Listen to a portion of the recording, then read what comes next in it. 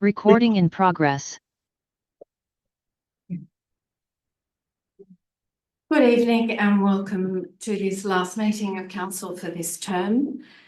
On behalf of everyone present and all those watching on the webcast, I acknowledge the traditional owners of these lands on which we meet, the Cammeraygal people of the Eora Nation, and pay my respects to the ancestors and elders past, present and emerging. Councillors, we've had a request from Councillor Pouris for a leave of absence. Councillor Berrigan moves it, seconded by Councillor Santa. I put that request to the meeting. All those in favour? And that is carried. Are there any disclosures of interest? No. This meeting is being recorded and made publicly available on Council's website. Those present should refrain from making any defamatory statements. By attending the meeting, you are giving consent to your voice and image being webcast. Councillors, council staff and members of the public must ensure that mobile phones are turned to silent during the meetings of council. Councillors who need to use their phone to text, talk or engage in social media activity must leave the council chamber to do so. That takes us to the confirmation of the minutes of the previous meeting. Is there a mover? Moved by Councillor Lamb, seconded by Councillor Santa. Any discussion? Put the item, all those in favour, and that is carried. Councillors, we've had a number of requests to speak both remotely and in person in relation to Mayoral Minute 1, the farewell to Councillor Dilly Gibson, Georgia Lamb and John Lapouris. Is there a mover? And I would ask the mover, we've had a late request for Mr Max Menzies to also address council. Would they add those to the names of those registered to speak? Yes, Mayor, I'm happy to move that we open the public forum for item 8.1, Mayoral Minute, and that Mr Max Menzies be added to the list of speakers and that the remote attendance can't be brought forward. Seconded by Mayor, also, if I might maybe request or suggest that just given the nature of Councillor Gibson's tenure and the number of people that may want to speak, that we either suspend standing orders or provide extra time for people. I had intended that people could speak until they had felt that they had expressed themselves sufficiently. Perfect. Thank you, Mayor. Thank you. I put that to the meeting. All those in favour? That is carried. So that does bring us to the Mayoral Minute. There are a number of speakers who have registered. The first speakers are Martin Drummond, Rosella Drummond and Monty Drummond, who will be attending remotely.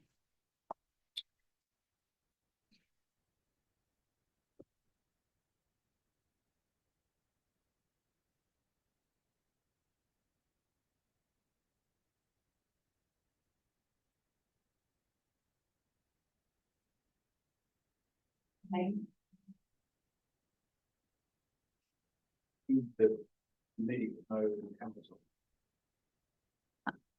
Ms Drummond or Dr Drummond, if you could turn your camera and your sound on.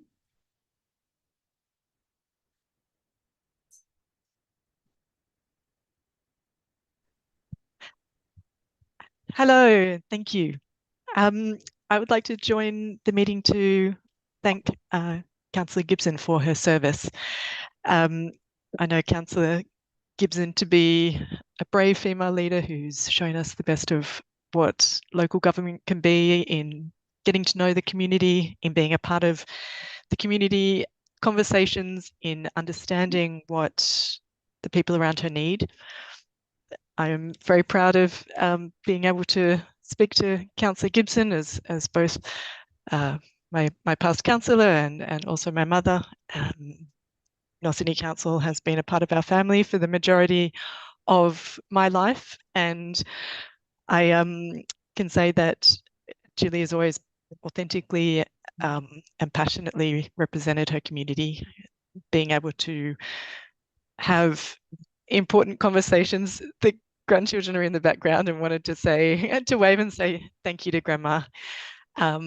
Being able to get to know the people around you, to understand the matters that are being impacting our community, being able to get along with your neighbours, all of these qualities are not just parts of being a member of the community, they're leadership qualities that we look for in our local government. I'd also just like to thank Julie for the way that she's brought together teams of councillors for election every 4 years. It's not just being re-elected herself over 25 years, but having a really diverse and wonderful group of people alongside her at each election, and being able to show those qualities and a really diverse set of councillors and bring those people into council chambers, and adding John Lapouris as one of Team Julie, and thank you also for your service. Wishing you all the best. Thank you. Would we call on Rosella and Monty? Oh, thank you. Rosella Drummond.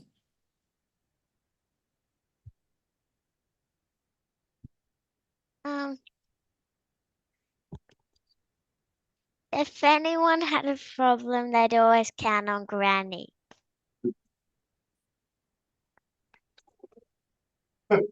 Thank you, Granny.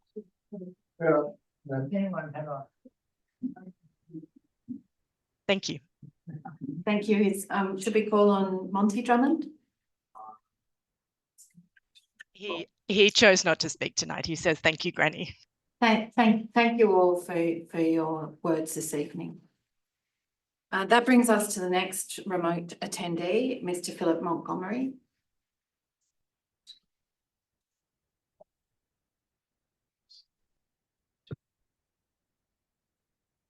Hello, Mr. Montgomery. If you could turn your mute off and then address the council.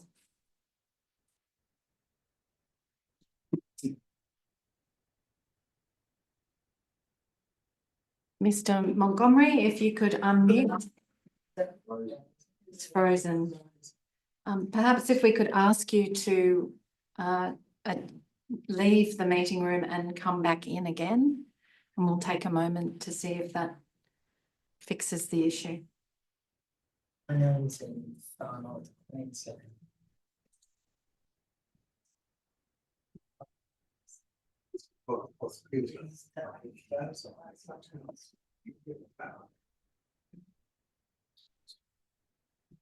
Is he out and returning? I'll just send a text if you don't.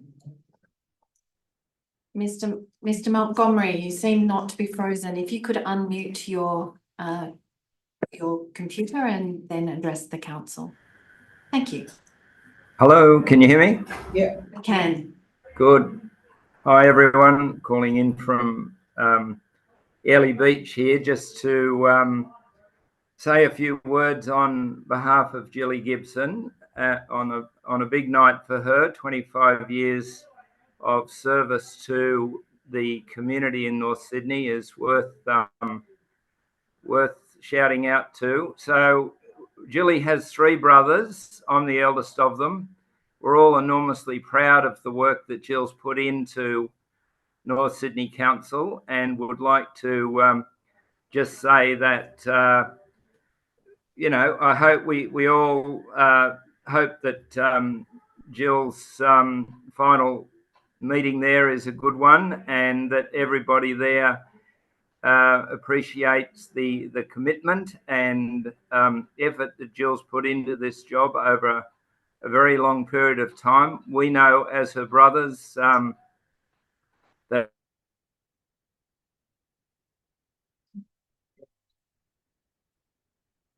Mr. Montgomery, I don't know if you can hear us. You've frozen again. Perhaps we could turn the camera off and try again. Sometimes that's done. For instance, doesn't it? It does. Wait a moment.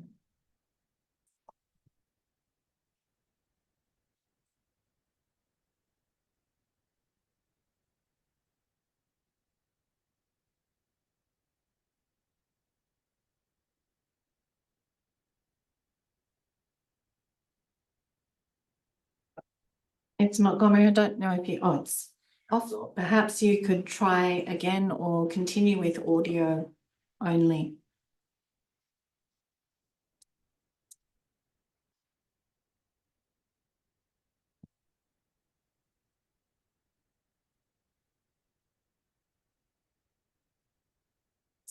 Mr. Montgomery, can you hear us?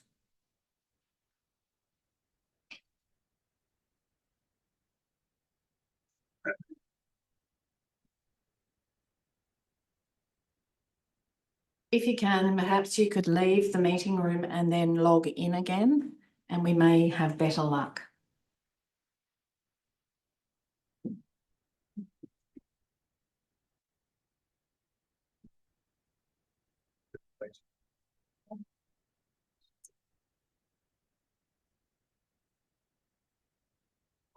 Try again.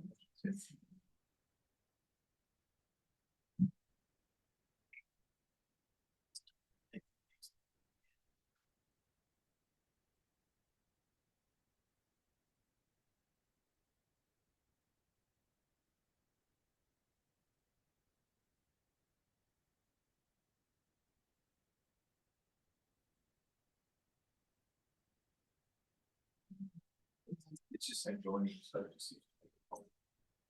We'll give it a moment. Just right, I've just got on this, what you have to say.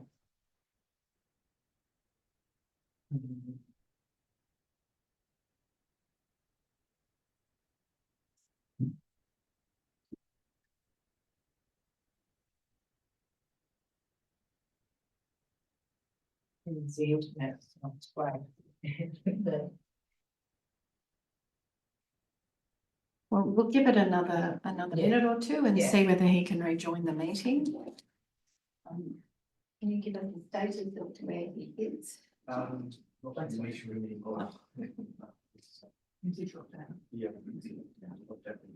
so the advice is that he's dropped out. Oh no, he's back. There.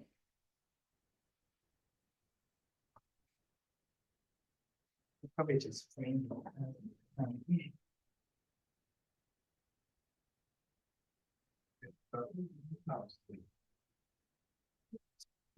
Yeah. Thank you, Mr. Montgomery. If you would continue, despite the technology. Can you hear us? If you can, if you could continue with your remarks.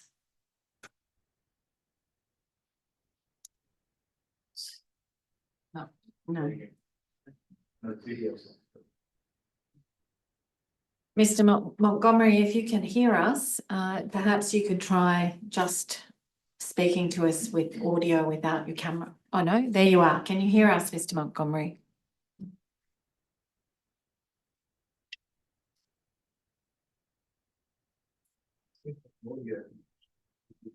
Yeah, it appears that there's only there's no audio connection with Mr. Montgomery.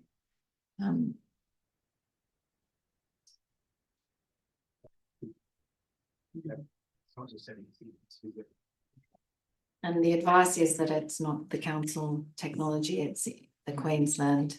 Here we are connecting to audio. There we go.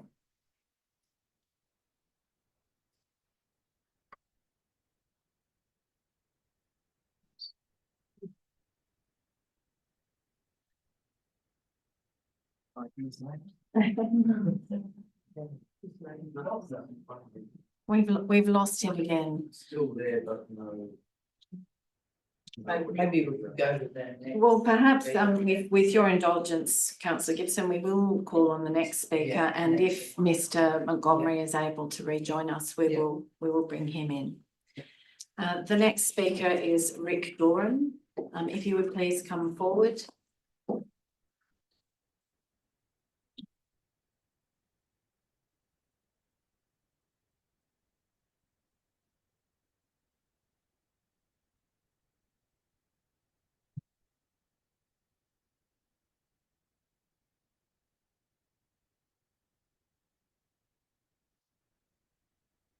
Good evening and thank you. Done. My name is Rick Doran from the Neutral Bay Chamber of Commerce. It's my great honour tonight to say a few words of appreciation for our esteemed councillor, Councillor Gilly Gibson, as she attends the last council meeting tonight. Excuse me. By way of background, the Chamber has met regularly with council over the last 28 years, some 160 meetings. Streetscape Committee meetings designed for the betterment of the suburbs of Neutral Bay. During those 28 years, we have seen 3 mayors, numerous councillors and many more council officers. You soon learn who is authentic. And Gilly is one hell of an authentic person. She didn't have to leave ego and burdensome ideology at the door because she didn't suffer from these traits. In committee, she was professional and friendly, attentive to the various stakeholders' needs, always a good listener. Helpful with grandchildren too, Julie. Everyone left her meetings on the same page. What the Chamber noticed under her leadership was how comfortable council officers became in putting forward their own ideas and variations to projects. Such was the confidence that she instilled in them. Julie, we will miss you. The Chamber has been coming down here for 28 years, so we've got you by 3 years. Enjoy your grandchildren and retirement. May God bless you and thank you from the Neutral Bay Chamber of Commerce. Thank you. Thank you, Mr. Doran. The next speaker, unless we have heard from Mr. Montgomery, is Martin Williams. If you would come forward, please.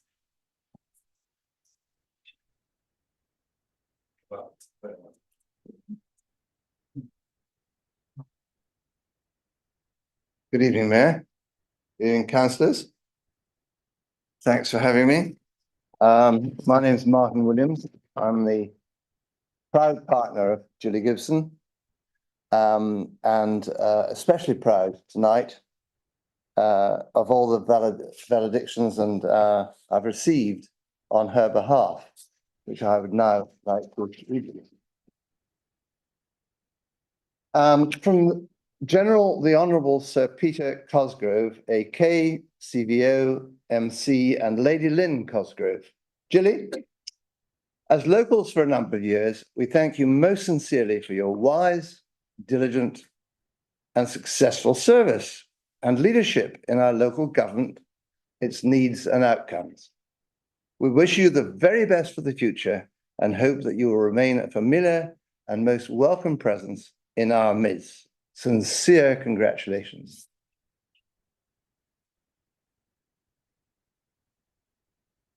Tim James, MP, member for Willoughby and Shadow Minister for Small Business. A few thoughts on Gilly and her wonderful career in local government. It's the end of an era, with Councillor Gibson stepping down after a remarkable quarter of a century of service to the North Sydney. I'm proud of Gilly, her tremendous contribution and legacy of achievement for our community. Gilly earned great support and acclaim across the community for her energy and her vision, and for always remaining local and connected to people and putting the community first. It was always about people, not politics for Gilly. I'm proud of my friend, long-serving Mayor Gilly Gibson, and wish her every success and happiness going forward. It is the end of an era, and yet there's much more to come for this wonderful local woman. Congratulations and thank you, Gilly. Not bad. Tony Shepherd, Order of Australia, Officer of the Order of Australia from Holbrook Avenue. how resolute you are. You've given ceaselessly, selflessly over the last 25 years. Yours was a tough gig, tough, thankless gig. When you took over as mayor, you focused your all on the good folk of North Sydney and the wider business community. In recognition of your considerable effort and sacrifice, the work put in to revitalise and rejuvenate the Hay Street Beach and indeed its swimmability, I recommend that Hay Street Beach be renamed Gillies Beach in your honour. And a local swimmer who sometimes doesn't wear very much to swim in from Hay Street Beach, Max Connery OAM. Now cleared of boats, the beach has a shower, and at the wharf close by, there is now a toilet. Our beach is often now the haven to 60 or 80 people in the summer months. It's ideal for kids and older folk. And these added amenities and a place for kayaks that have made a huge difference to the enjoyment of the lives of the residents and also the visitors. Gilly Gibson often swam here before the shower was put in and was instrumental in initiating these significant improvements. Hurrah! Dr. Keith Hartman, AM. Gilly Gibson has served the people of North Sydney with distinction in the last 25 years.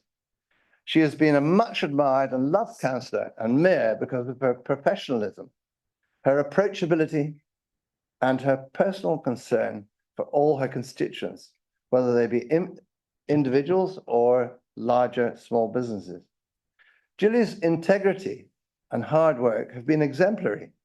I thank her sincerely for her service and send her my very best wishes for a restful, enjoyable, and healthy retirement. From Gail Pemberton. For as long as I've known, she's AO, yes, she's AO, Johnny Good, yeah. For as long as I've known Gilly, she has been a passionate and tireless advocate for the residents of North Sydney Council jurisdiction.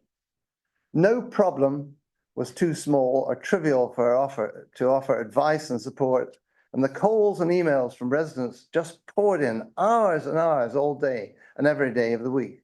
She never complained and in fact relished the opportunity to have direct contact with her constituents and help them solve their problems. Her sunny, positive, action-orientated outlook will be greatly missed by all of us and is a huge loss to the North Sydney community.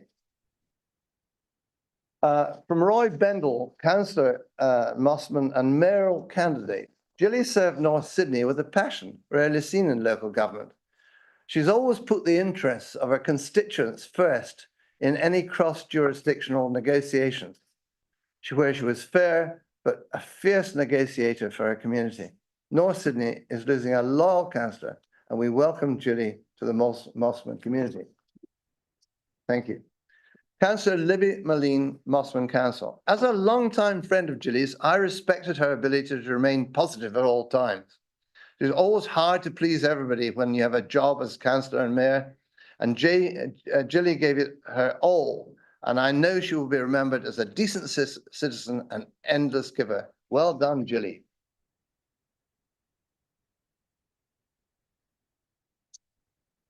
Neil Montgomery and Marilyn Higgins, congratulations, Gilly, on 25 years of caring for the community, building partnerships, promoting diversity, and having the vision and courage for big projects. Fabulous. Trent Zimmerman, President of the Rotary Sunrise Club, former federal MP for the seat of North Sydney. Gilly Gibson has consistently been a tenacious advocate for our community. Throughout her time on North Sydney Council, from her campaign to bring back public rubbish bins, to her support for local businesses, and to her no smoking first for North Sydney, and to the funding she worked to secure from state and federal governments for local infrastructure, she has made an enduring mark on the area. Sharon and Mark Mould, Carrabba Point. Gilly Gibson's 25 years of unselfish service to the North Sydney community will never be matched in modern times. Gilly's overtime workload alone was more than most of today's councillors put in during a normal week. Gilly supported the small businesses in our community, and she has understood their role as a backbone of the country's economy and employment. Thank you for your unmatched contribution, and we trust the council provides a fitting acknowledgement of your incredible local leadership.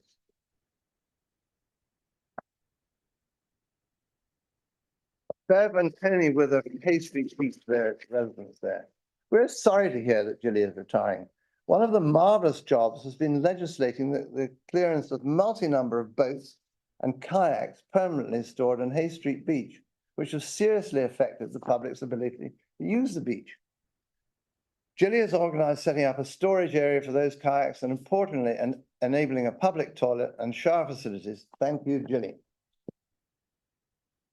Patricia Rose, who describes herself as an elderly resident of Crow's Nest. Dear Gilly, I remember our first meeting. My husband picked me up from work to take me down to the school to vote Quick Smart. We had moved from Penrith and I knew nothing of North Sydney Council, but voting was compulsory. I found Gilly packing up her bits and pieces and saying, quick, quick, who do I vote for, I said. She said she was running, so I said, you'll do. Best vote I ever cast. Sanity prevailed back then, and we had a great team with Gilly and even Joe Hockey. Life was good. Crow's Nest was somewhat sort of countrified. We all knew the names of the shopkeepers, and they knew us. The mayor of Chatswood, Pat Riley, would he come along and sing like Elvis, and that kept him in office for a while. No impact on us, but illustrates the innocence of those wonderful days. Our local MP, Joe Hockey, was very well liked, known for helping everybody with his problems. Total contrast today. We are now so woke and never know what's next to be foisted upon us. Gilly's jumping ship, and I don't blame her. Gilly is on the move. I hope there will be a peace and tranquility for a time to smell the roses. Thank you, Jill, for the normality you gave us. We took it all for granted. Silly us, the entire Rose family. And talking about roses, a note from the famous Mark Maguire. 88 and still tending his rose gardens in Billong Street. You have to be banned from the gardening competition. I have to say you can't enter anymore. He's still tending his roses, and his tribute is from Robbie Burns, a Scottish Ayrshire man as I am. So this poem was chosen. Oh, my love is like a red, red rose that's newly sprung in June. Oh, my love is like the melody that's sweetly played in tune. And so fair art thou, my bonny lass, so deep in love am I, and I will love thee, dear, my dear, till the seas gang dry, till the seas gang dry, my dear, and the rocks we melt we the sun. I will love thee still, my dear, while the sands and life shall run. And fare thee well, my own true love, and fare thee well a while.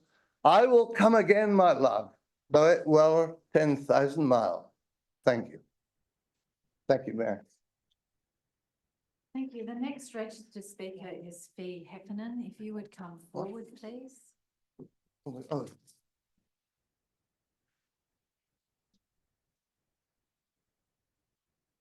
Apparently, I won't have a chance to, so may I present this? Thank you very much. Thank you, darling.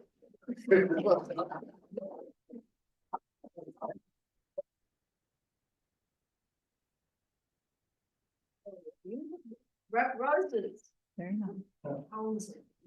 Ms. Heffernan. From the garden competition. Good evening. Thank you, Mayor and councillors, for allowing me to speak, and also to Miranda for the really helpful instructions how to get here. I've had help from Gilly with a number of works for the blind and people with dementia, so I wanted to read a poem for her. It's called A Grateful Farewell Poem for Gilly Gibson. The gravel falls, the meetings close, and now it's time for well-earned repose. But before you leave this honoured seat, we're gathered here, our thanks complete. For 25 years, you've helped the council expand, and as a mayor, served with a steady hand. Through trials faced and victories won, you stood for all and not just for one. A heart for service, a mind for right, a presence backed by a very feisty might. The streets you paved, the parks you grew, the lives you touched in all that you do. But more than roads or buildings tall, it's the spirit you've inspired and us all. As you retire, take with you our deepest thanks for all you've pursued. So Jilly, here's to you with gratitude for all your care and fortitude. With every milestone you have turned, look back, enjoy the rest, now securely earned. Thank you very much. Thank you. Thank you. Very welcome. Beautiful. Thank you. Now, Jack and Maya Kernahan, if you would come forward, there are seats for both of you. So.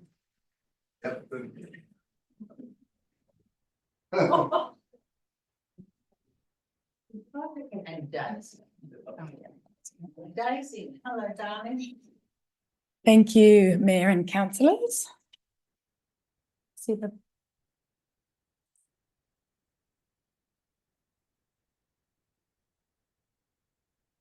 Thank you. 25 years. Wow. In most organisations, I guess there've been official celebration to recognise this milestone. I just feel the one paragraph mayoral minute probably wasn't enough, which is why I'm speaking tonight. It would be remiss of me otherwise. Mum has dedicated more than a third of her life to North Sydney Council. What a stint.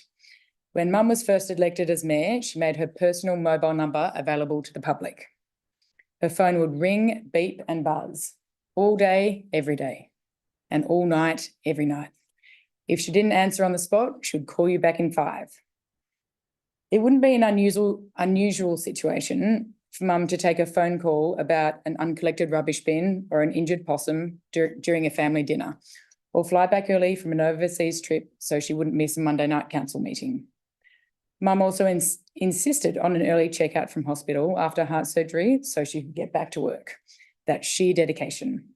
I could speak for hours about Mum's achievements over these 25 years, but I've only got 2 minutes, so I'll just touch on the citizenship ceremonies, one of Mum's all-time favourite duties. Mum made people Australian citizens. That's pretty amazing. Her ceremonies were inclusive and fun, and Mum would have everyone singing our national anthem with pride. There have been many occasions where residents have spotted Mum in the street and run up to inform her that there's a big photo of her on their masterpiece, a happy snapshot from the ceremony. At times, North Sydney Council has been all-consuming. In the lead up to council elections, it's all hands on deck. Mum worked around the clock and she had an army of residents and friends willing to lend a hand. Thank you to all those people. We all know Mum can't sit still, so I feel this isn't retirement, it's just a change of direction and pace. We're very proud of you. And the kiddos, Jacko wanted to say a little something. Thank you, darling. Well, I'd like to say a thank you to everyone who has helped my granny Julie Gibson through her journey, and I'd like to congratulate her on everything she's achieved over the years. So please, another big round of applause for Julie Gibson. Thank you, Jack, darling. Thank you. Oh, it's time. Oh, I've got a present. Oh, a chocolate heart, and it's all melted. Oh, darling, that's beautiful. I think it's been in your pocket. Oh, my God. Thank you, darling. I'll put them there. Oh, and pockets. Thank you, darling. Oh, thank you. Thank you, darling. Thank you. Thank you. Thank you. Oh, Dad, are you going to say something, sweetheart?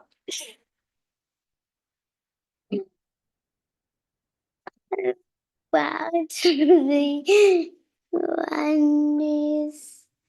grandchildren. Oh, that's Thank you, darling. Thank you. Thank you. The next speaker is, registered is Pallavi Sinha. If you would come forward, please.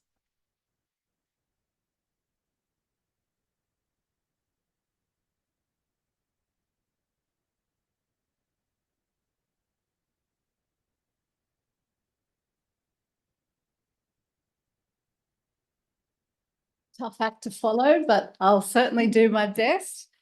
Councillors, staff, everyone attending in person, behind me, online.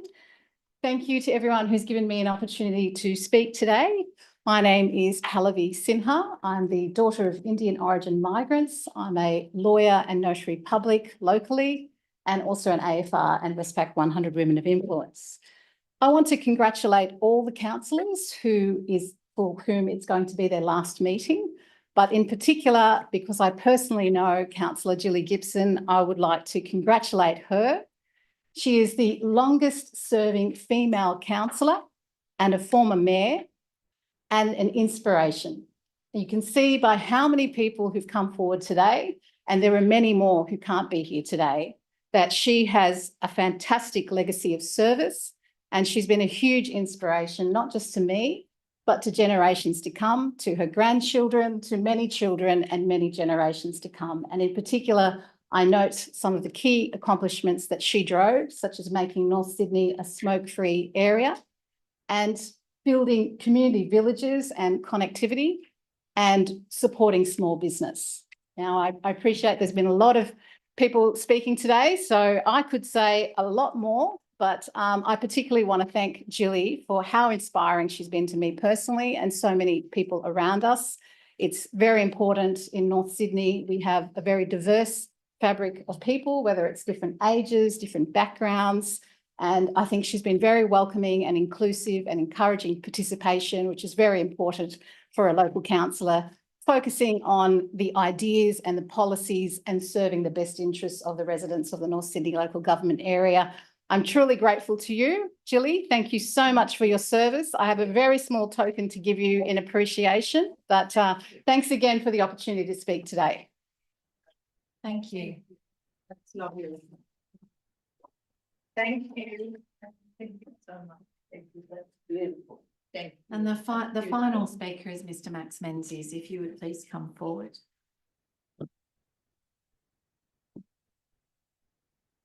Thank you for allowing me as a blow-in. I'm not going to sit down because I'm not going to be long. You've heard enough. Everyone's been so kind about Gilly. I lived in French Street at the time when the garbage bins came back, and that was, you might say that wasn't a major event, but it was terrific. I know she loved the citizenship ceremonies, particularly on Australia Day. I don't know that I can add anything more because everyone said it all, but thanks for all you've done, Gilly, and this is a great tribute to you tonight. Thank you, Max. Thank you very much. Thank you, councillors. That brings us to the end of the speakers. As Mr. Menzies said, I don't know that there's very much more that one could add, and so on that basis, I'm going to move the mayoral minute. Are there any speakers? Councillor Spenceley. I'd just like to move an amendment, if I might. Mayor, I'd like to move an amendment that the Burton Street Plaza in Kirribilli be renamed as to Gilly Gibson or Gilly's Plaza, and that an appropriate bust or appropriate plaque be installed in the plaza, and that the beautiful poem by Ms. Heffernan be placed on that to commemorate 25 years of service. Thank you. Is there a seconder for the amendment? Councillor Martin. Okay, did you wish to speak? Yeah, happy to. Yeah, thank you. Look, it's very true that most words have been said tonight about Gilly, and the common theme is about activity. It's about activity, and it's about an intricate connection with residents, which I think is something that we can all aspire to. I met Gilly 4 years ago now when I first thought of running for council, and she was the first person I called to find out how, find out what, and she greatly assisted me. Now, I think that that's something that she took the time out of her day, her evenings, to guide me on the process. And we haven't always agreed. I think actually statistically I've disagreed with Jilly more than I've agreed, just by a thin margin. But nevertheless, she's been an incredible inspiration. I think your connection to the community is something that really is very rare nowadays and comes from a different time. Speaking of time, it's 25 years. 25 years, quarter of a century. 1/4 of a century is an incredible time to be in a role, let alone a role as stressful, let alone a role as lowly paid as local councillor. And I think that's an incredible achievement. If you think back 25 years, the Summer Olympics were being held in Sydney. The Euro was just being adopted in Europe. US President was Bill Clinton, and he was finally let off being impeached. And then Australia was having a referendum on the Republic. So if you think back that far, that's when Jilly's service began. I just thought I'd look up service in the dictionary. Service is defined as performing routine maintenance or repair work on a vehicle. Oh, sorry, that's the wrong line. The action of doing work for someone else. And I think that really typifies what Jilly has done, and the impact that Jilly's had on me is to understand the individual person, know the street they live on, and have solved a problem individually for them. I think the greatest definition of that I can think of is a story once told to me about how a resident emailed Jilly late on a Friday night about a possum that had died in the street. The possum was rotting, smelling, the resident complained, and Jilly on a Friday night got up, grabbed a garbage bag, went down, picked up the possum, put it in a garbage bag and put it in her own bin. I don't think that there's a better anecdote that really sums up the service that Jilly gave to the community. So whether you've disagreed with Jilly, whether you've agreed with Jilly, I think we can all agree 25 years of incredible service to have delivered to the community, and congratulations, Jilly. Oh, thank you, James. Thank you so much. Thank you. Thank you very much. Thank you, Councillor Mutton. Thank you, Mayor. I'm going to remember tonight because of the incredible display of love for Jilly from the family and from the community behind her. I'm also going to remember tonight because somebody gave Jilly a bunch of flowers, and I'm going to go home and the first question I'm going to get is, why have you not given me a bunch of flowers in living memory?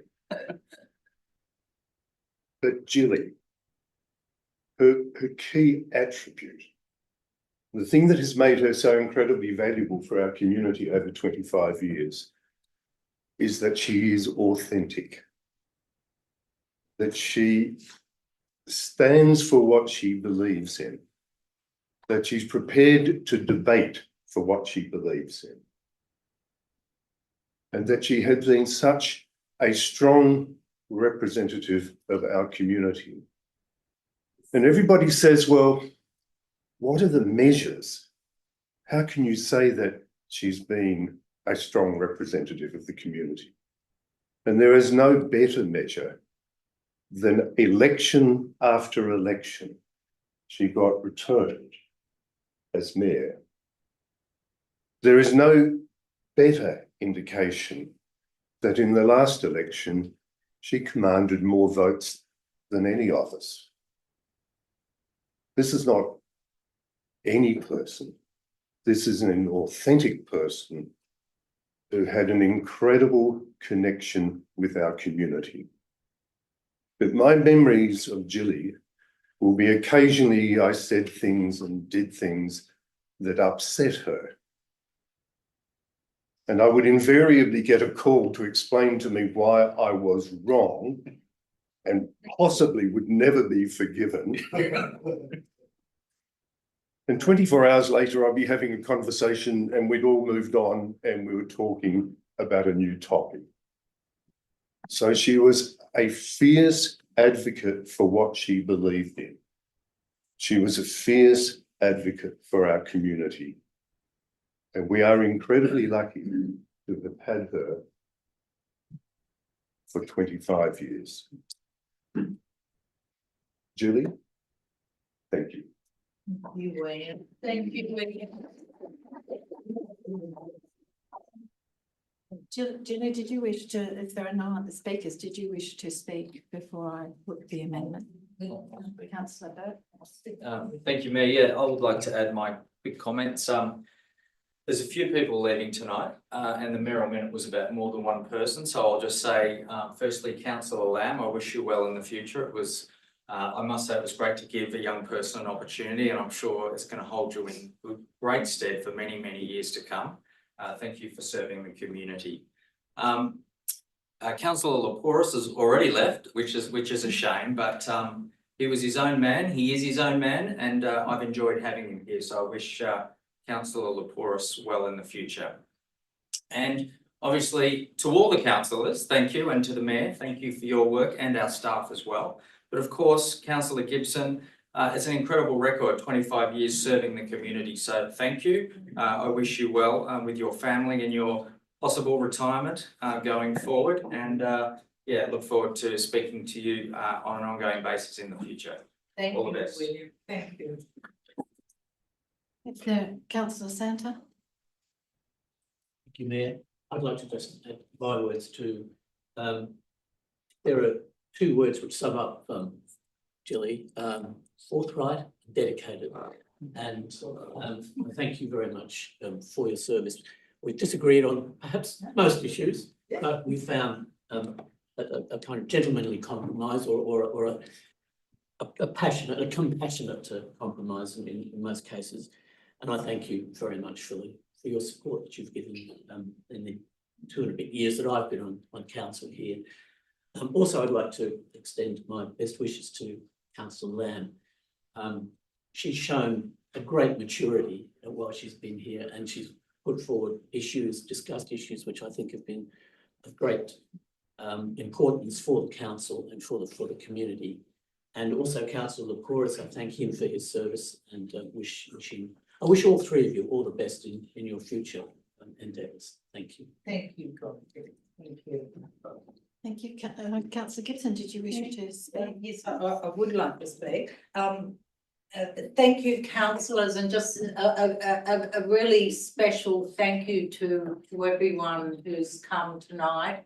I know, having my daughter May here, and my son-in-law who has a very busy job, and I didn't expect him to be here. And thank you, Dan and Daisy and Jack and Toby, and all my friends I see there in the audience, and my very special partner Martin, who has given me so much support over the years doing this job. And we all know doing a tough job like Mayor, if you don't have a supportive partner, you can't do it. And I do remember when things were very tough in this chamber, Martin, who had a full-time job, came to every meeting and just sat quietly in the front row, and I would look at him and see a friendly face, and that kept me going in the job.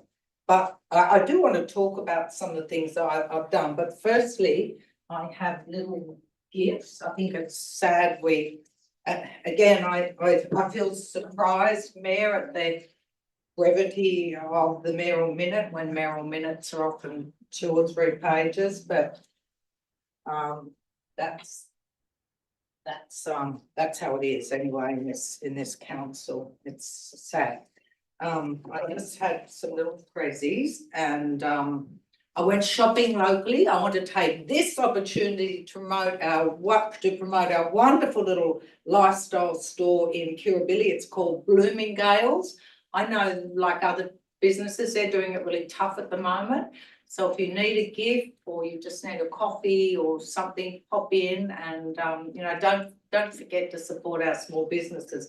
This is for Ian from Bloomingdale's, because he wasn't on the list, but I presume he thinks that this is his last meeting, being second on a ticket. So that's new, Ian. And you can open it now and have a look. It's fun. I bought everyone the same present in different colours, and they're fun. This is for John Lapouris, but he's not here. Bush turkeys. Yeah, brush turkey socks. Aren't they fun? Brush turkey socks. And William, you've got brush turkey socks as well. Bright blue ones. Now, if they're the wrong size, you can pop back and see Vanetta and change them. Nice colour.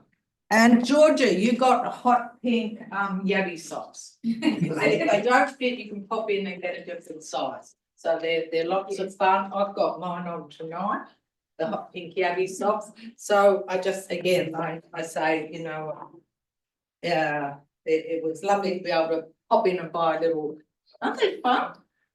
If they don't fit, you can go back and get another size. So I just wanted to say, it's just been an absolute, the honour of my life to represent North Sydney for 25 consecutive years. And I have only missed one meeting, and that was when I had back surgery.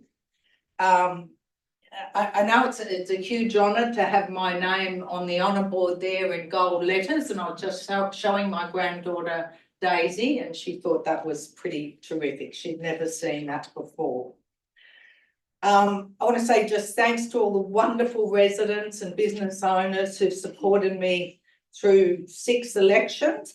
And look, I have a lot of critics in this community, and they, you know, they give me a hard time often, but my critics can say what they like, but I've been to 6 elections, and in each election, I got the highest vote in the ward every time. And thanks for Anne to pointing out I again got the highest vote. Critics can say what they like, but it's what happens at the ballot box that that really says what the community feel about you. So, you know, I feel good about that. I feel proud about that. There's been some very significant and happy memories and achievements. And I'm just going to go through them quickly because there were a lot. I've got the Mayoral minutes at home, and there were 2 big folders full. First was bringing back garbage bins. Ted Mack took the garbage bins out. It was an environmental disaster. The parks and streets were littered with rubbish, and when it rained, it all ended up in the harbour. So we brought back the garbage bins.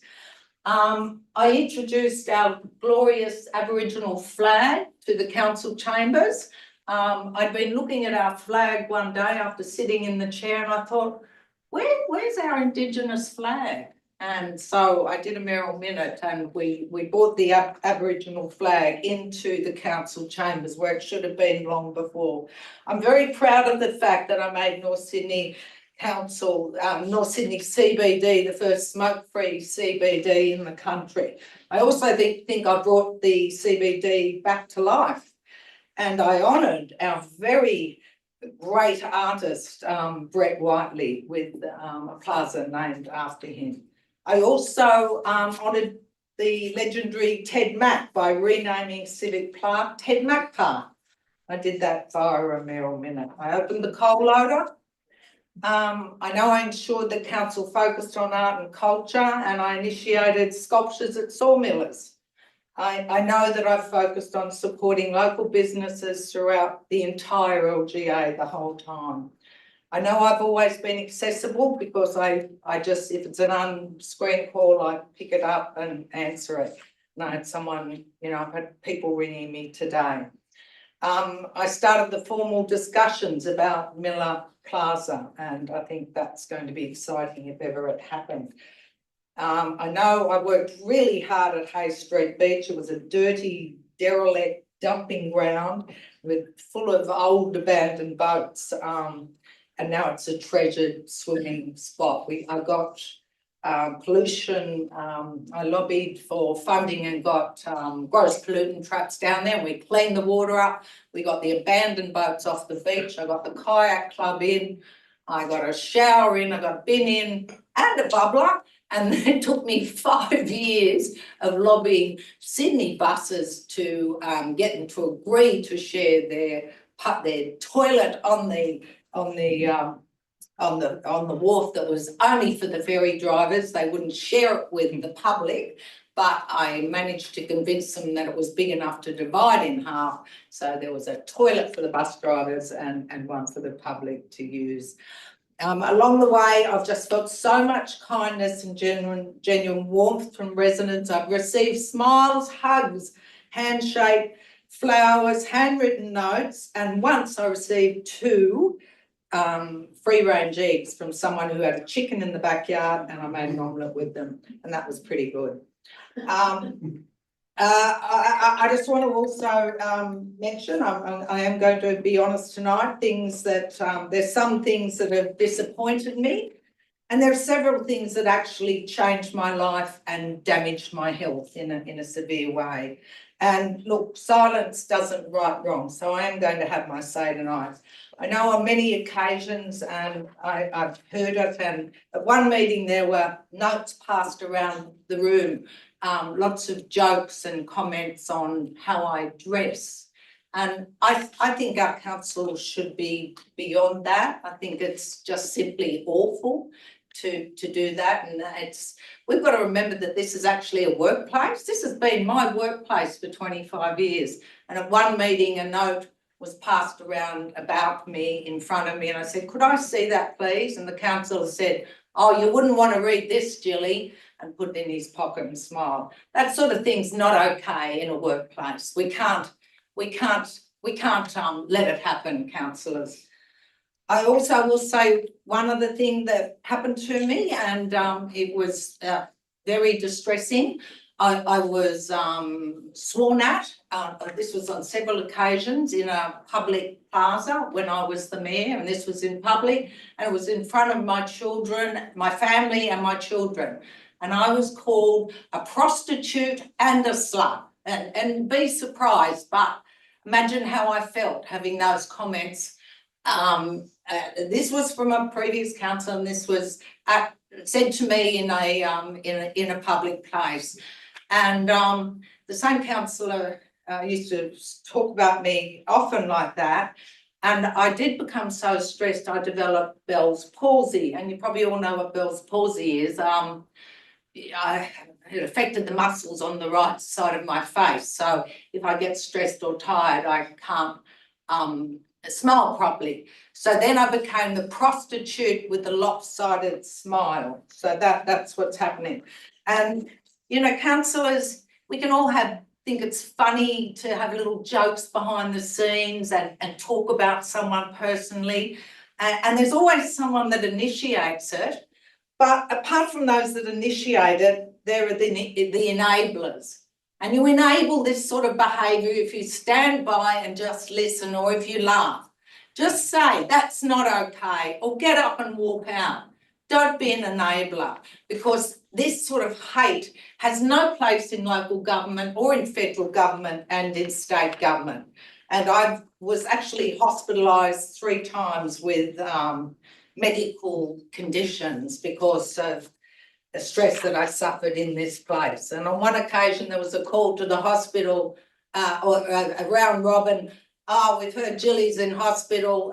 Not how is she?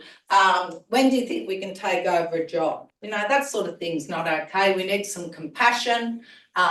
We need to be human, and we need to remember that this is a workplace. We all work here, and it shouldn't be, you know, it shouldn't be allowed.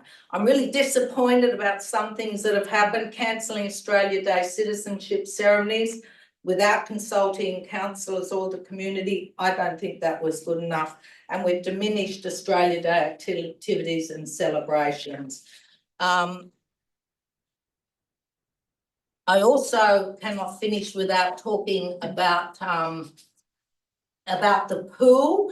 I'm really proud of Anish starting the pool. I really am. And I don't care what's been said in this place in lengthy mayoral minutes and elsewhere. I am really proud that I actually, with Councillor Mutton, started action on the pool. The pool was falling to pieces, it was leaking, it had to be done. And what we did was actually, there was a bigger project that some councillors wanted that included a diving tower, a polo pool, parking under Bradfield Park, and a garden on top of the indoor pool centre. That was obviously unaffordable. So we came up with a compromise, and it was a good vision. I still think we made the right choice with that design, because we designed it with financial sustainability in mind. We have to have a gym, you have to have a restaurant, because we need financial sustainability. Otherwise, because we all know that pools are the most expensive facility that councils run. And if you don't make them financially sustainable, you're going to have to keep lifting the rates. All this nonsense about why we elected to go with a separate design and construct contract, that's what happened at the time, because the advice was people didn't want us to close the pool. They were screaming out, don't close the pool, don't close the pool. So we were advised that if we wanted to design it first and then do the construction contract, it would probably be closed for a year or 2 years while we did the design, because the pool had to be pulled out to see what was underneath it. There were heritage concerns, of course, so we wouldn't have known. It would have been closed for a long time before we actually went into got out there and did a construction.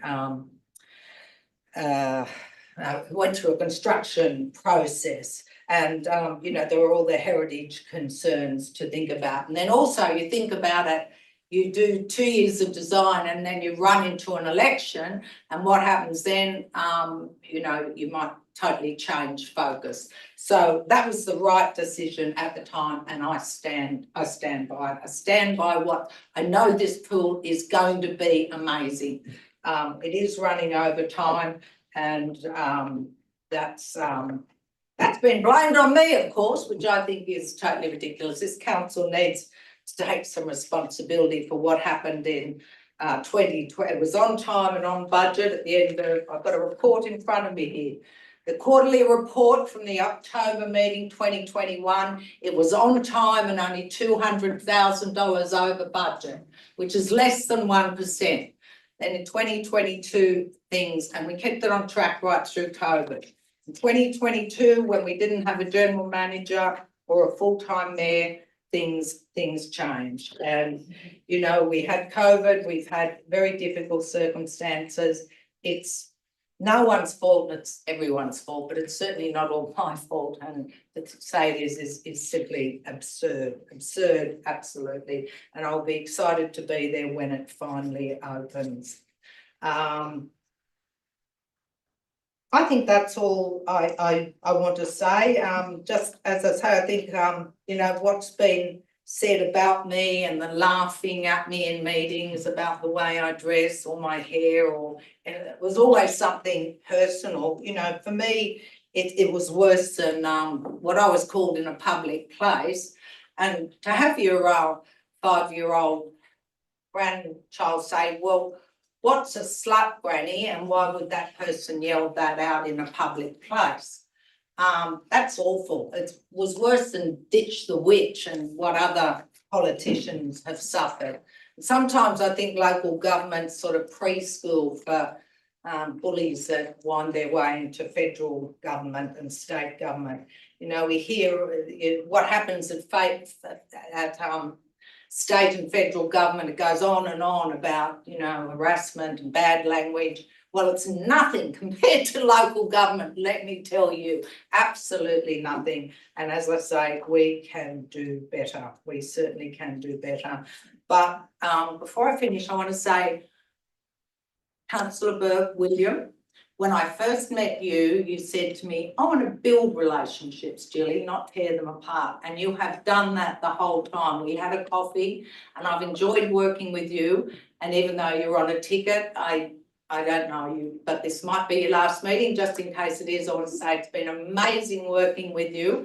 And I think you are an absolute credit to your party, Sustainable Australia Party. And I think you've got bigger things ahead of you than local government. Godfrey, we've had coffees and of course we've argued and we have a different point of view, but you've been an absolute gentleman. You've never been nasty. And I appreciate that. You've been friendly and professional, and I've really enjoyed that, and I've enjoyed working with you, and good luck to you. Councillor Shannon, we obviously don't see eye to eye either politically, but you've been a really hard worker, and I think that's great. You're so, you've worked really hard at council. But what I've, we haven't been able to talk politics, but I've loved our little chit chats about knitting. None of you would know that Councillor Walsh is the most extraordinary, it's an art, I think. She knits the most amazing things. And I also love the way you wear clashing colours like I do. You look great in clashing colours. So that's my thoughts of you. Councillor Spency, you've been an amazing councillor. And I've got to know you over the years more, as well as being an amazing councillor. I know you're a wonderful husband, and I know you're a great father. You get out there and coach your son's sports teams, and I think that's really important. You've grown through this time on council, and it's been fabulous working with you. I can't talk to an empty chair, but I've got stops for John Lapouris. Ian, it's been fantastic working with you as well. We've done 8 years together. Yeah, and it's been marvellous working with you. As you say, we haven't always agreed, but we have a little fight and then we just get on with it the next day. So, and that's what friends do. You have words and then you get on with it. Georgia, I think I've loved sitting next to you. Georgia's always been really polite and friendly to me. Whenever I've sat down, we don't agree on things, but she has always had a chat with me, and you've been very polite and very professional. And I think you've got fabulous things ahead of you, and thank you very much. One other person I will mention before I leave, Ian Curry. Ian, could you just stand up for a minute? Ian Curry, I have to say, how much do we all love Ian? He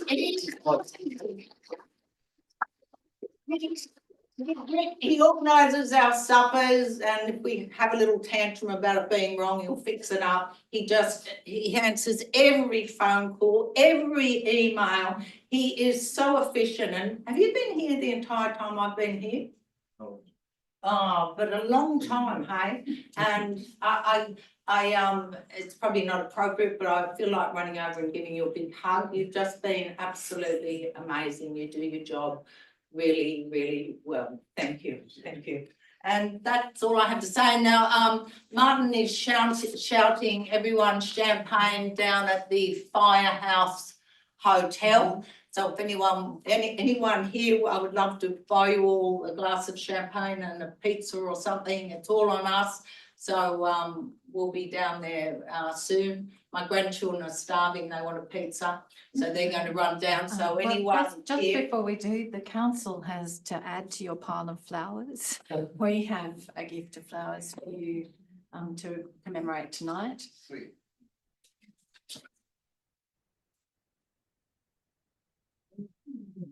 Thank you, Brad. Thank you. Thank you.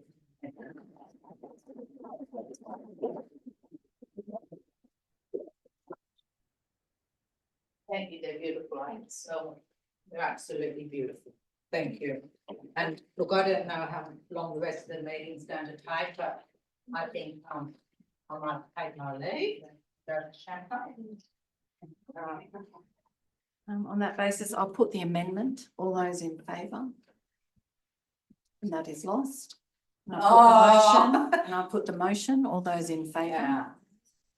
And What? that is carried. What an ending, Kat. Did you just hear that, councillors? No, they just voted down. They voted down. This is important. They voted down Councillor Spenceley's amendment. Councillor Name a Gibson. little plaza after me. They can't find it in their hearts. Councillor Gibson. No heart. No heart. You can warn me all you like, Mayor. That was mean. This has been the meanest council ever. I am off. You are so mean. You are so mean. You are so mean. You can't even take on board that suggestion. It's just meanness. But people are sitting here and they know that you're mean-spirited.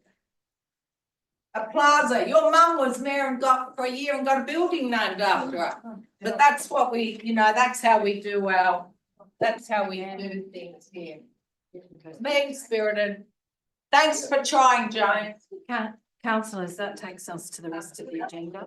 The first item, well, Is there a motion from Lobo moving the matter? Madam Mayor, I'd like to propose we move on Globo the following items. Item 10.1, item 10.2, and item 10.3. Is there a seconder for that? Councillor Lamb. I put the movement of those three items, all those in favour? That is carried.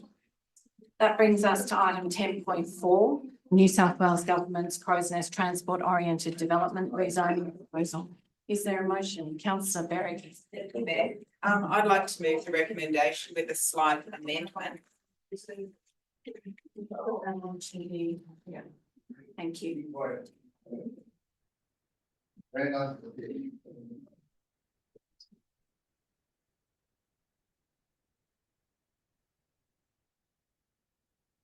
That's for the Todd.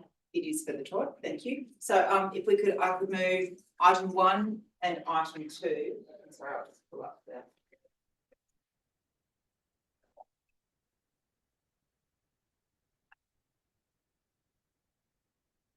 And just an amendment at recommendation 3 to say that council endorses the submission of the North Sydney Access and Inclusion Committee to the Crows Nest Todd rezoning proposal attachment 1 and provides support for the invitation to the Minister for Planning and any relevant staff to attend their next meeting of the Access Inclusion Committee.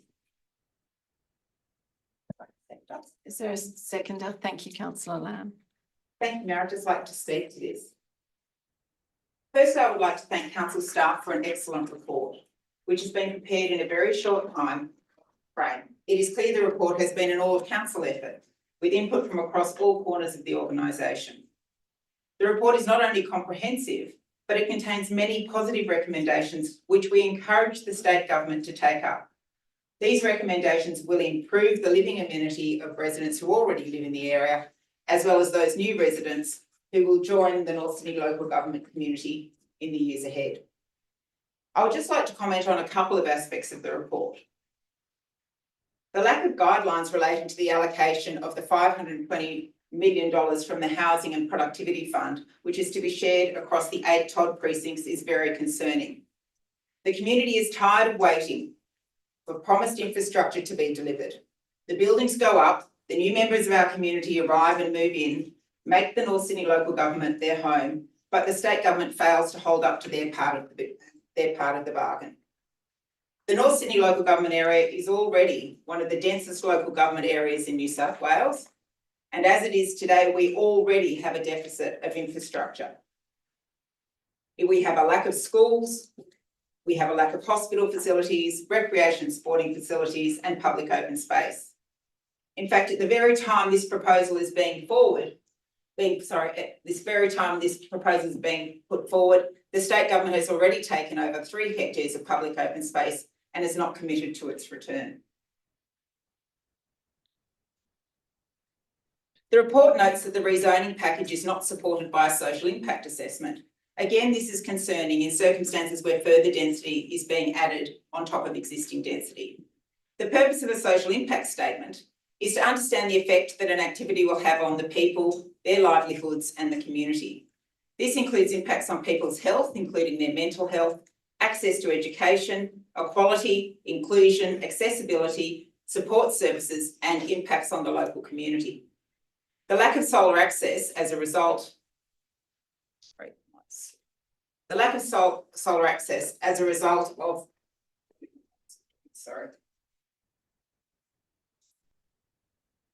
access as a result of the proposed heights is unreasonable. Denying solar access contributes to adverse health and wellbeing outcomes for the community. It increases reliance on other energy sources and, quite frankly, in my opinion, is unethical in circumstances when you're aware this will be the outcome from the outset and it can be avoided. On page 21 of 125 of the report and in attachment 1 to the report, it is noted that North Sydney Council's Access and Inclusion Committee is disappointed by the lack of commitment to accessibility and inclusion in the exhibited plan. As council is aware, I'm the chair of the Access and Inclusion Committee.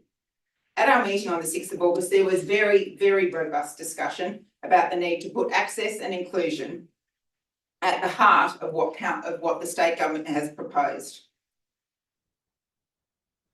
I'll just go to the report on page 90. If we just refer to page 90 and 91 of the report, the other real concern that the Access and Inclusion Committee had was that this New South Wales government is one of only 2 state governments that have refused to sign up to the Silver Livable Housing Design Standards in the National Construction Code. Reading from the report, these standards enable elderly people with disability, families with young children, and those with temporary mobility to easily access accommodation. Currently, the New South Wales Apartment Building Code only requires that 20% of apartments in new developments meet these standards. That means that 80% don't. To ensure the consistent application of a modern home standard and to best capitalise on the precinct's proximity to high quality healthcare, transport and education facilities, the standard should be a requirement in all developments in the Crow's Nest precinct, and there is no reason not to pursue best practice.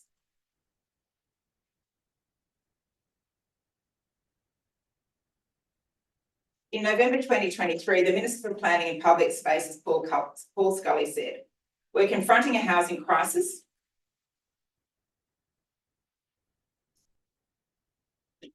We're confronting a housing crisis, so we need to change the way we plan for housing. We can't keep building out. We need to create capacity for more infill with more types of diverse homes. We already have great examples of these types of homes. Sydney has these types of housing in places like Wollstonecraft, Waverton, Erskineville, parts of Wollongong or Newcastle. They're great places to live. We just need more of them." That's your 5 minutes. Can I have a quick extension? Sorry. It's of no surprise to any of us here in North Sydney that 2 of the suburbs mentioned as having density done well, Wollstonecraft and Waverton, are in our local government area.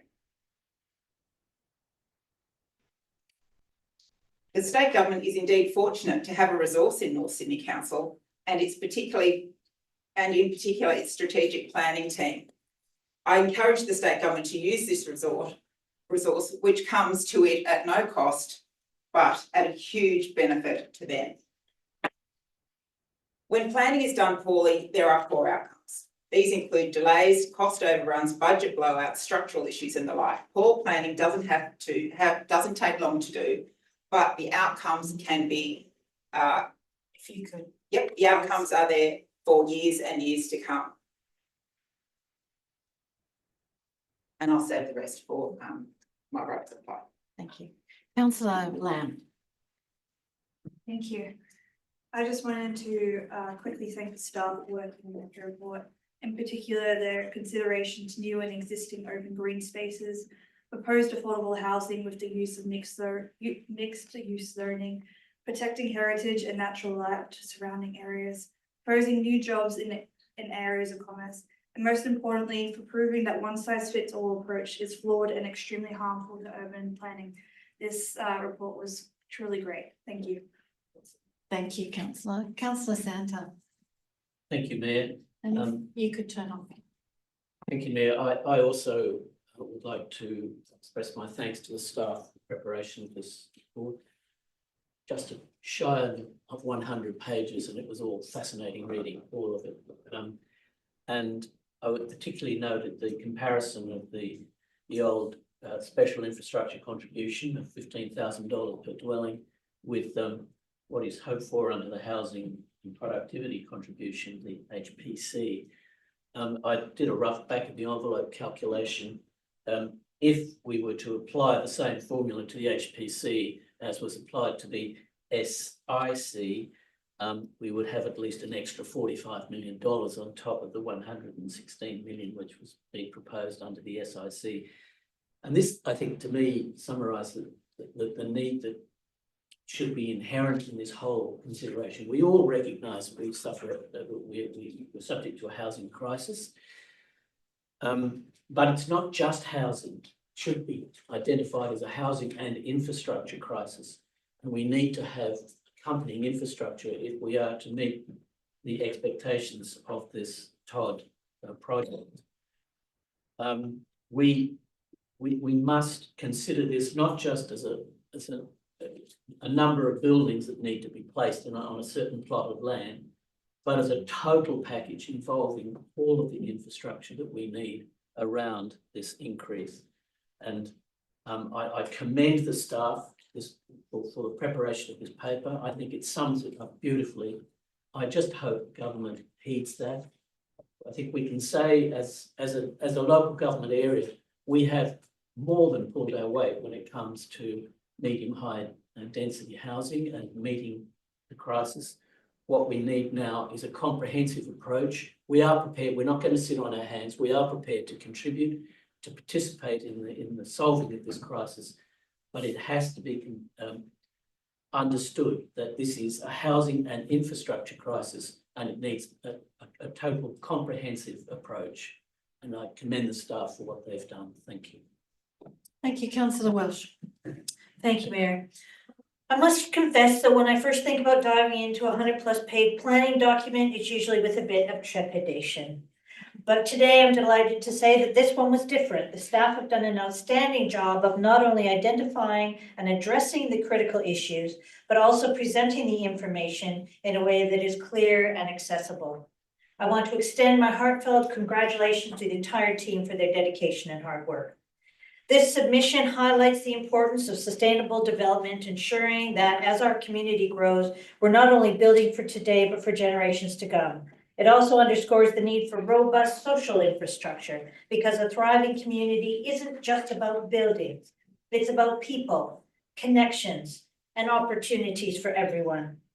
One of the central themes asks for the integration of diverse housing needs, which is absolutely crucial as we look to the future. The submission stresses the importance of collaboration of the Department of Planning, Housing and Infrastructure with our North Sydney Council to ensure that we're not just meeting today's challenges, but are prepared for the future, especially with the anticipated population increase and the exciting opening of the new metro station. The approach taken in this submission is thorough, thoughtful, and forward-looking. Once again, congratulations to the staff. And thank you to everyone involved in putting together this submission to the New South Wales Government's Crow's Nest Transport-Oriented Development Rezoning Proposal. And thank you to North Sydney Council's newly formed Access and Inclusion Committee for their excellent submission. To quote from the submission, we implore the New South Wales Government to aim higher and to become leaders in accessible planning and design to create a precinct that truly achieves the stated objectives of the TOD program to deliver housing that is supported by attractive public spaces, vibrancy, and community amenity. I support the recommendation. Councillor Burke, do you wish to speak? Yeah, thanks. Thanks, Matt. I've got to agree with Councillor Santa. It was a very good read and very well prepared report. I think if our staff were the ones doing the planning, it would be many times better than the state government. Having said that, another word that Councillor Santa used was hope. And I think that's the case here. We've just got to hope. And I have little hope that this will be good planning in the end. Where do I start? The pictures are horrifying to me because we're already in a massive infrastructure deficit, a green space deficit. So there's little hope for me that any of these great recommendations in the report will be met, very few anyway. And I believe our residents' quality of life will suffer greatly over the coming years and decades because of it. Some of the really interesting points in the report. Well, first of all, I don't agree with the TOD, reforms. I think that looking largely at a rail, I think the metro is great, but it should be for current residents to take cars off the road, not as a Trojan horse for overdevelopment. And that's fundamentally what it is. So, you can try and work within this system, but I don't believe the system is appropriate for the people of Sydney.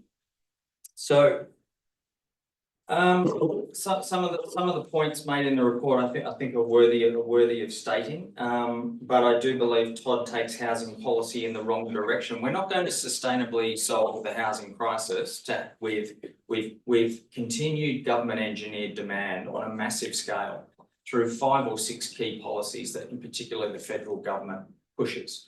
We're just chasing our tails, we're never going to get sustainable solutions to the housing crisis. We've had 20 years of basically record supply. We've got a huge vacancy. You know, we're really not starting in the right place with hyper supply to follow hyper demand. I was pleased to see councils like Hills, Ku-ring-gai, Hornsby really put in major concerns, and this thankfully is in that category as well. There are major concerns in this report about the state government's policy, major concerns. And you know, if our council's concerns were adopted, it would be much better, much better. So that is important to state. But at the end of the day, you've heard me talk in this term about the same things over and over again, to be fair. But you know, things like build to rent, cannibalising our employment capacity. Build to rent comes at a premium of around 20%. In comparable build to rent with traditional rent in places like studies they've done in places like Olympic Park. So I don't think that build to rent really is a solution to the housing crisis either. It's just yet more unaffordable housing where big business, the property lobby, gets bigger profits. That's really what build to rent is. Again, it was mentioned that the rezoning package is not supported by a social impact assessment. I mean, that is just unbelievable that a state government would do that. Would just do a one size fits all, no social impact assessment. Sorry about your sunlight. Sorry about your privacy. Sorry about your view. You know, we've got a housing crisis and we've just got to give more and more supply and just going to sort of grow and hope, really.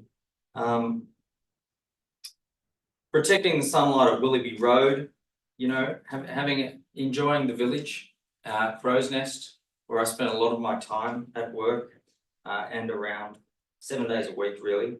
It's an understatement to say that we need to protect our sunlight and our view of the sky, which is great for our mental health. So this sort of grow and hope Todd approach, I support 6 stories, not 26, 46. I think 6 stories is good planning, is good medium density. I think that's density done well. I don't think Todd is density done well. So I appreciate all that's being done in this report, but I don't support the direction of Todd, and I still think that this is going to make little difference, and so I can't support. You know, the little done to address open space and recreational needs, and frankly, I have little hope that the government will listen to us. So in wrapping up, Mayor, I do thank our staff for this report. It's a very good report in the context of working in the New South Wales planning system, but I can't support the general direction. So Spencer, do you wish to speak on this item? Just before I give you the right of reply, Councillor Berrigan, I'd just like to briefly address on this report. I absolutely endorse all of the speaker's statements about the quality of the submission. And I have said it over and over again. The biggest weapon that we have about being able to secure decent planning for our community is the resource we have in North Sydney Council staff, particularly the strategic planning staff. But this is an example of cross-disciplinary approach. I would hesitate to say that there are any other councils other than the City of Sydney with its much more vast resources who would be capable of putting together the sort of submission that we have here.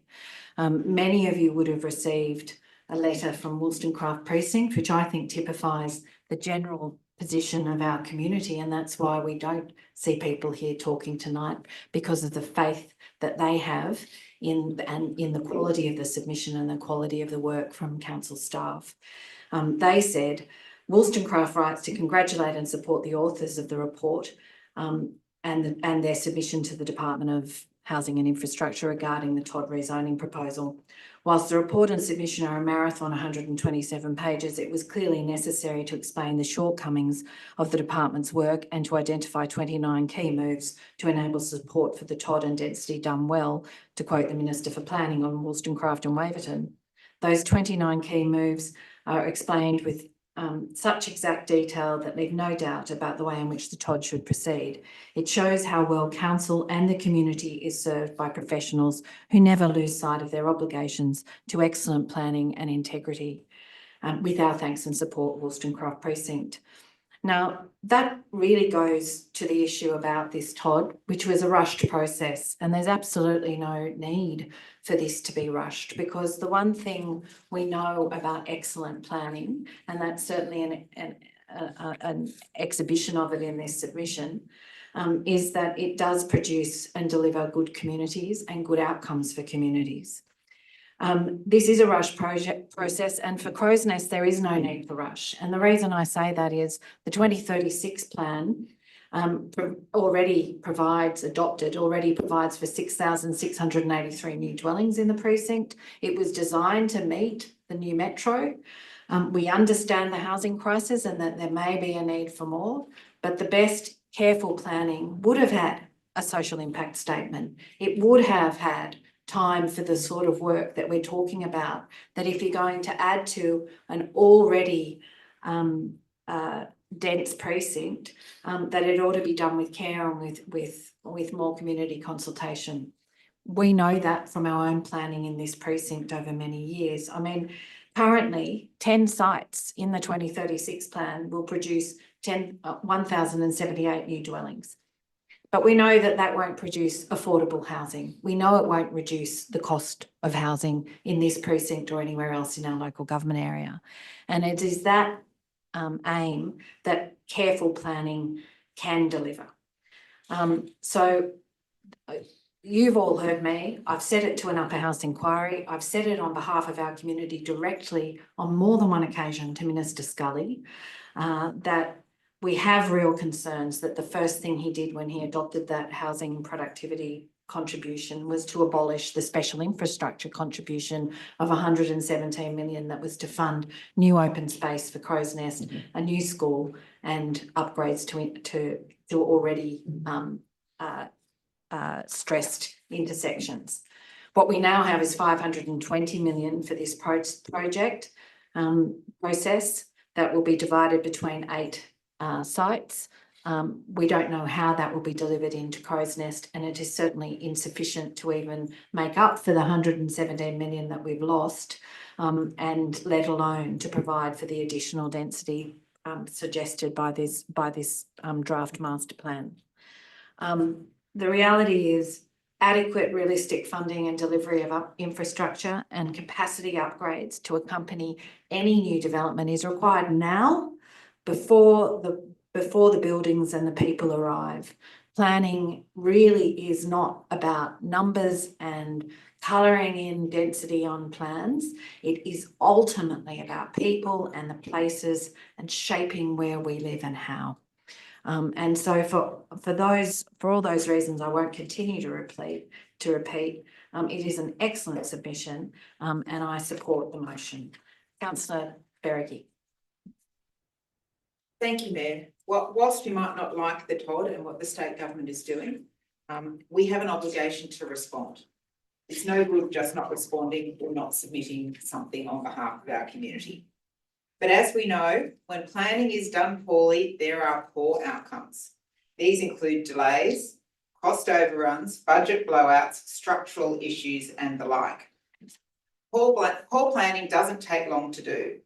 The adverse consequences, however, are felt for decades.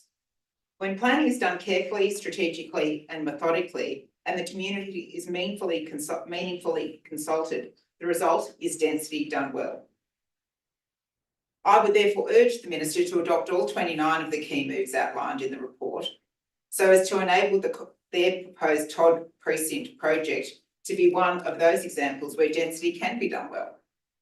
We all acknowledge there is a housing crisis, and we all acknowledge that we have a part to play in the solution. There is no intention to delay the process, but rather to make sure the job is done well the first time. We all know the saying that failing to plan is a plan for failure. There is also a saying that I like: measure twice, cut once. The success or otherwise of every project is in the planning. Time spent at the front end is more than recovered in the building and the development. The state government is indeed fortunate to have a resource in North Sydney Council and its strategic planning team. I hope this submission is received in the spirit in which it is intended. That is, we want any density done well in our local government area, and we've shown it can be done. And we want to work in partnership with the state government and be part of the solution, not dictated to. I'll put the item, all those in favour? That's carried unanimously, which brings us to the final matter on the agenda, the submission to the Western Harbour Tunnel Place Design and Landscaping Plan. Councillor Berry. Now I have a motion with an extra recommendation. Number 7. Number 7. That council write again, urging the state government to filter the stacks and return the land to council's care and control at Cammeray Park.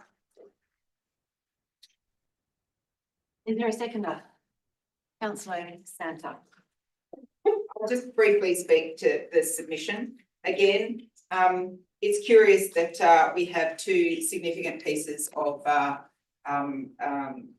state government planning to comment on before an election, when everybody is incredibly busy. Notwithstanding that, I don't think that the state government could have put out a set of diagrams that could have garnered more interest and dismay, such as the chicken nugget. What is really quite astonishing amongst all of it is that in Rozelle, they got a park. In Rozelle, they have many other additions to, in some way, ameliorate the impacts. We are being blessed with a chicken nugget, with the loss of 3 hectares of space, with unfiltered stacks, and you have to think it might have something to do with us being called North something. I thank the council staff for their submission. It is, again, an excellent piece of work, and I hope it is taken by the state government in the manner in which it is intended to be. Councillor Welsh. The proposed ventilation structure is significantly out of character with the surrounding area, as per what Councillor Verity said. Its large, bulky design and unsympathetic cladding dominate the environment, failing to align with context-sensitive principles and resulting in negative visual impacts.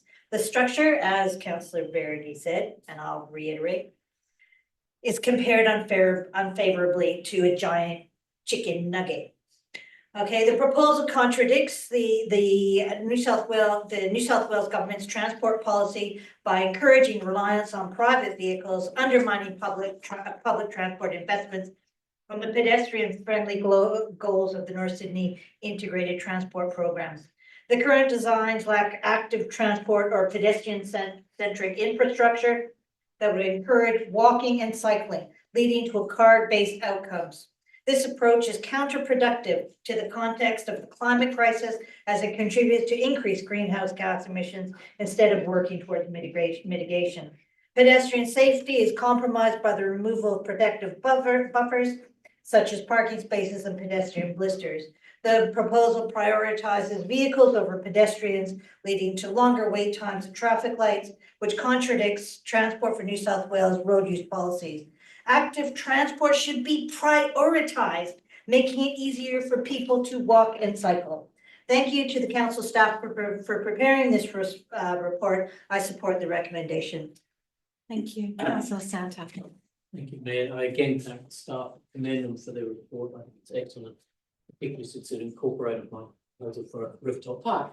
I just want to make a further point that when that freeway was first built in the early 60s, I think it was, prior to my coming to Sydney, I think that they built our very own version of the Berlin Wall.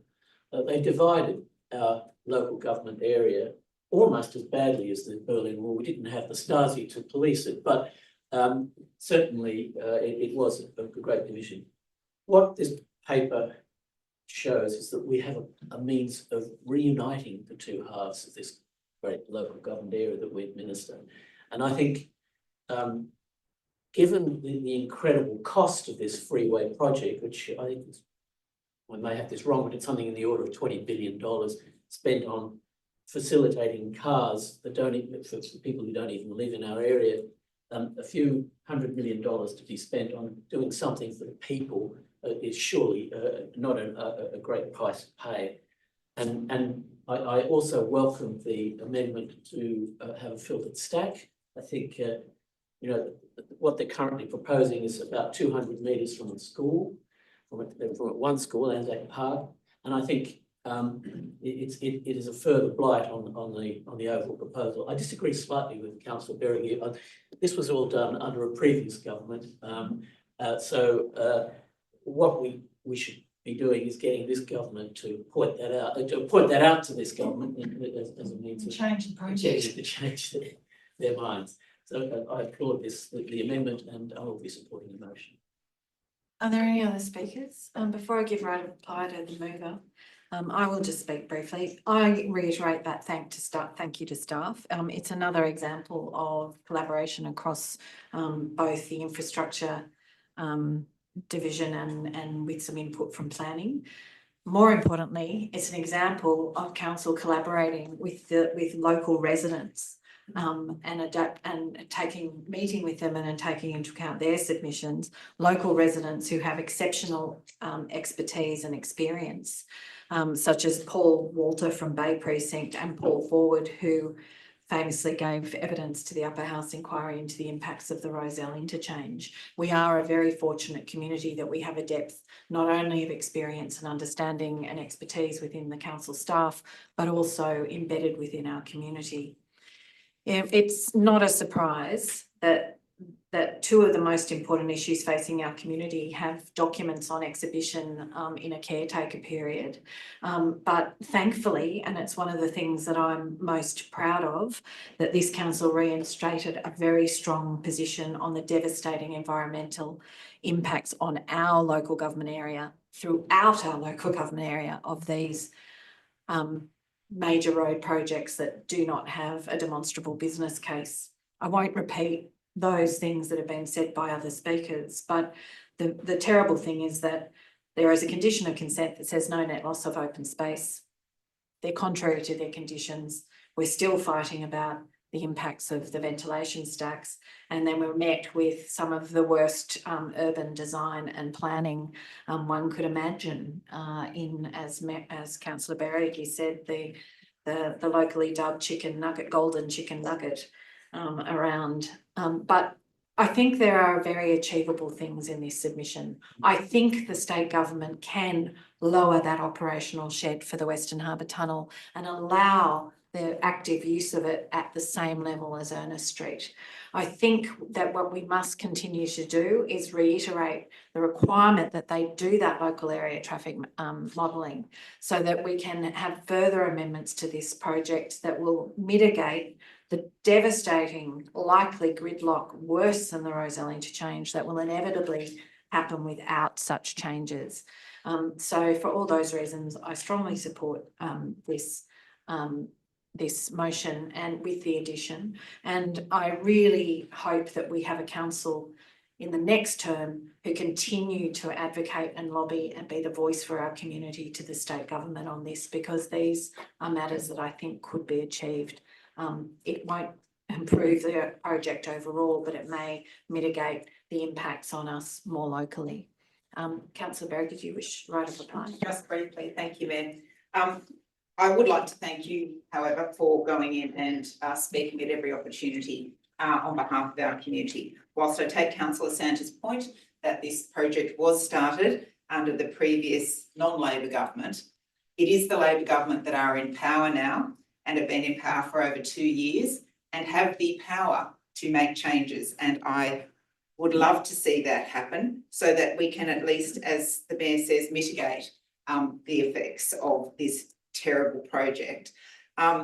We also need to, of course, keep lobbying the government to change the tunnel exit and entry points. Nothing could be more obvious than the opening of the metro, and where they want to have the tunnel to go in and out is exactly where all the people are. It really is the right hand and the left hand with a great big Warringah freeway in the middle of it with no crossing bridge, and they're not talking to each other. And there is just, it is reprehensible to be spending public money for one purpose and completely contradicting it in another purpose. So I do take your point that it was started under the previous government, like the Metro. However, the government changed for change, and it would be nice to see the changes. I ask you to support the recommendation. Put the item, all those in favour? And that is carried unanimously. Just before I close this final meeting, I want to thank every councillor who served on this council with incredible good faith and energy and commitment, particularly to Councillor Lamb. It's been wonderful to have the voice of someone who, when she was first elected, was but 20 years old. I want to particularly thank the Chief Executive, the Executive Leadership Team, and every single member of council staff who have worked tirelessly in the public interest and for our community. We are exceptionally fortunate to have attracted people of such calibre and professionalism with a commitment truly to service. What I will say is that as an elected representative, service is its own reward. You put your hand up without any expectation beyond an occasional thank you from the community that we are so fortunate to represent. And I know that everyone here has served with that in mind and with utter grace, including those council officers as well as the elected members. So thank you all for your participation, and thank you to our community for their continued energetic participation in the policy and plans of this council. That's the close of the meeting, and we'll see you on the other side, I hope.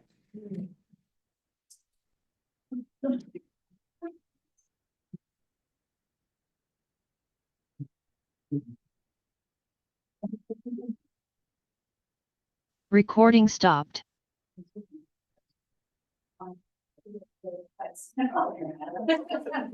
Table.